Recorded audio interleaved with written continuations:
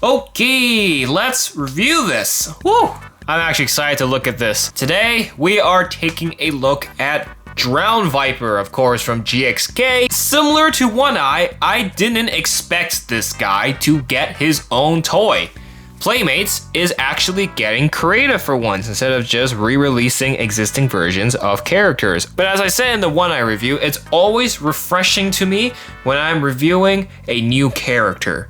It's not another copy and paste of Godzilla and Kong. It's become routine at this point, and it's always interesting to see their toy adaptation of a brand new character. So I looked at One Eye already by the time you're watching this, so do check out that one if you haven't already. Obviously, this is still in the GXK packaging. I am very well aware that there is a brand new Monsterverse packaging. They've rebranded some of their toys into that style of packaging, including this one and One Eye. So obviously, I don't have it. I just have the old packaging here, which I still think looks fine. Then we have the movie logo up here, Monsterverse logo up here. We have the English only name here. English only, you said? The American viewers are like, what? What do you mean? Well, if this was manufactured in Canada, it would have multiple languages instead of just English, and most of my Playmates toys come from Canada. And the same can be said for this side, here's the bottom, and then here's the back. Every time there's a new character, I am also very curious on what is the description that they've chosen to describe this character. Well, let's find out. So for Drownviper, they said, beware Hollow Earth's lagoons, or prepare to be ambushed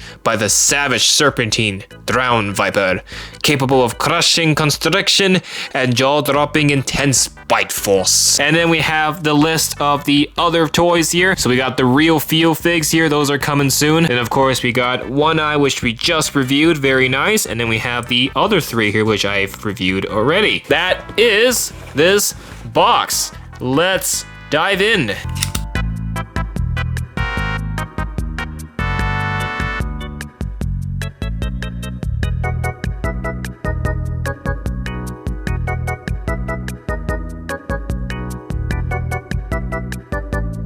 Well, this is definitely an interesting toy, I'll say that. When I unboxed this, I had to basically fiddle with it quite a bit. There's a lot of ball sockets. This thing really does function like a snake. I'm very impressed with what I'm looking at here. Again, I was very impressed with the One Eye. This one, equally just as much. I'm looking at this, I'm like, this feels more like a high-end collectible figure rather than a toy. And that's a really good thing. Remember, this guy only appears for like one scene and then he gets turned into sashimi for Kong and Zuko to eat. This guy looks really nice with the colors and everything and the articulations. Oh, there's just a lot to talk about. We'll have to take a good look at it, but first, I want to do some comparing. This thing is pretty big. It also feels really heavy. This thing is classified as a 6-inch figure. It don't feel like a 6-inch figure. Let's compare him with the other serpentine-like titan, Tiamat. So this was the Tiamat Playmates has done, and she is also supposed to be like an eel, an underwater radioactive eel, but she is pretty small compared to Drownviper here. Drownviper is way bigger than Tiamat. Like, good lord. I think the sizing might be a little off because obviously Tiamat is, I think realistically if these two got in a fight, Tiamat might probably win because she has more abilities and more weapons. Drownviper kind of just functions like a snake by wrapping its whole body around you. Efficiency wise, I think Tiamat will probably win the fight, but size, Drownviper is significantly bigger than Tiamat here, which is actually a crazy sight to see. Tiamat away, let's put him with Kong, because of course Kong is the guy who fights Drownviper in that scene. How did Kong turn this guy into sashimi, honestly? But there you go, there's your size comparison. I pulled out the Battle Axe Kong to seem like the most appropriate Kong for this kind of comparison. You can try to, of course, recreate the scene and have him wrap around Kong like that. The sizes actually kind of works. So before we even get into the articulation, I want to look at the colors on this thing. Oh my god. I don't know the gender of Drownviper, so I'll just call it. So the main colors it has is blue. A very good choice of blue, very accurate to the movie. And you can see there's these yellow / light green stripes to contrast it, to give it the scaliness. It's so consistent throughout the entire body, all the way up to the head. It's so consistent. I like that. And then white at the bottom, as you can see. But there's nothing out of place. It's actually all clean and consistent. And I've complained about that a lot for Godzilla. Nothing looks off. Nothing looks out of place. And that is very important. Granted, I do wish the spikes, as you can see, from like the fin to the spikes here, maybe it was like transparent a little bit. It would be cool. But then again, it wouldn't be that accurate then, which I guess it makes sense. But I do feel like the spikes is a little empty, a little bland in my opinion. It's just half and half, and then you have the green stripes in between. It's so clean. I absolutely love it. And the spikes just get even crazier as you get up towards the head. They kind of stretch out, open up, kind of looks like Godzilla's dorsal fins as well. It is very, very clean. There's more, but it stays very clean. So I'm very impressed, and it just looks really cool. And then when you get to the head, it looks almost like a lionfish. If you've ever seen a lionfish, you know they have a lot of spikes. Also, I like to point out the tail fin itself. It's a little bendy here. I think maybe it just got squished in packaging or something. This is very flexible, very bendy, very soft plastic. So the main body is hard plastic, solid hard plastic, hard as a rock. But when you get to the tail here, it's flimsy, soft rubber plastic. So obviously with the pointy ends here, it is safe for children. If you look at the design of this, that's also pretty solid. I like this. I like this a lot. And we look at the head, it looks a little goofy from the front. If you look at his face, doesn't really look that scary. He's got eyes, yay! And it actually looks somewhat decent. Yes, it looks a little cartoony, but isn't that the idea? If you look at some of the Kong, some of the Godzilla, sometimes the eyes, you can barely make it out, and it doesn't look that good.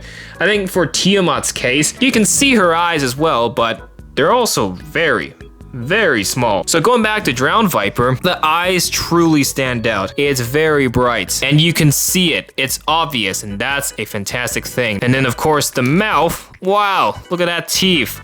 Razor sharp teeth, very, very nice. You can see the tongue inside the mouth as well. So again, not much going on, but that's what you need. Less is more. So that's pretty much all I gotta say for visuals. It looks fantastic. On the shelf, it just stands out so well. Just look at this. Look at the way he curves around. However, I will say, by having him like this shape, you can't stretch him all the way out to a straight line.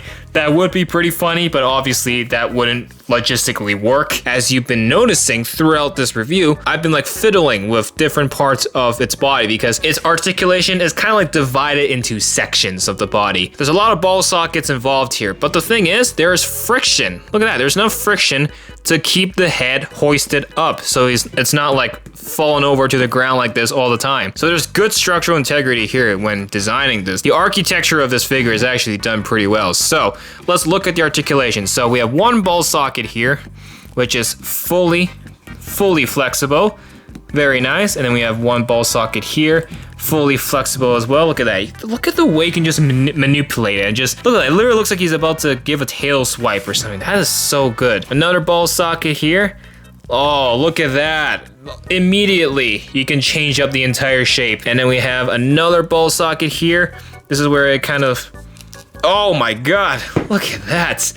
Ooh. And then we have one more ball socket here. Not as flexible, but still lots of range. Look at that. Oh my god. And then finally, we have a ball socket right at the neck here by the head. You can't really move his head up and down. So you can only really just twist it left and right, and that's about it. And then finally, but definitely not the least, the jaw open and close. Open, close. You can pretty much change the entire appearance of this Titan. Look at that. That looks like an underwater snake. There's so many options. You can just fiddle with all these points. Obviously, not all of it's gonna be balanced. As you can see, he will just tumble over like that. But if you want him just to be propped up, you're good to go. It's so adjustable too. I'm very positive a child playing with this is going to have a blast. But even if it's not for playing, even just toy photography or stop motion or just for videos, if you're trying to recreate like a scene, You can, because there's a lot of flexibility that comes with this. Like I said, you can pretty much recreate the scene with Kong. If you actually position all the joints enough to have him wrap around Kong, then yeah, you can recreate that scene. The range of flexibility is pretty much shared with the Tiamat. The Tiamat has a lot of flexibility as well in the articulation, as you saw in my review of her. The ball sockets give her that option to be super flexible, and the same can be said of Drownviper. However, the difference is, because Tiamat is smaller, there's not as much points of articulation compared to Drownviper. Drownviper has more ball sockets, more points of articulation, therefore giving him more range, and it's just great. And unlike Tiamat, Drownviper's design here is 99% accurate to what he looks like in that one scene in the movie. Tiamat is far from accurate, but that's a story for that review, so go check that out. So this is probably the best Drownviper you're going to get. Unless Haya or Bandai makes their own versions of this character, this is it. Playmates literally nailed it first try. I don't think they'll ever release more versions of this character, so the fact that this character even got its own figure is insane. I don't normally do this, but I have to give it a 10 out of 10. It's hard for me to give 10 out of 10s because nothing's perfect, but this is perfect. This is everything I was expecting out of this character. A very high quality toy with lots of articulation, great design that's accurate to the movie and looks very presentable and affordable. Probably is gonna set you around 17, 18 Canadian dollars, so after taxes, you're probably looking around 20 bucks. That's not bad. That's all I gotta say. Of course, if you wanna check out the review I've done for Tiamat, where I definitely go more into explicit detail about her toy. And of course, you want to check out the review for the Kong with Battle Axe that was shown in this video. Do check that out as well after this one. Hit the like button, subscribe, do all the nonchalant stuff, and we'll see y'all in the next video.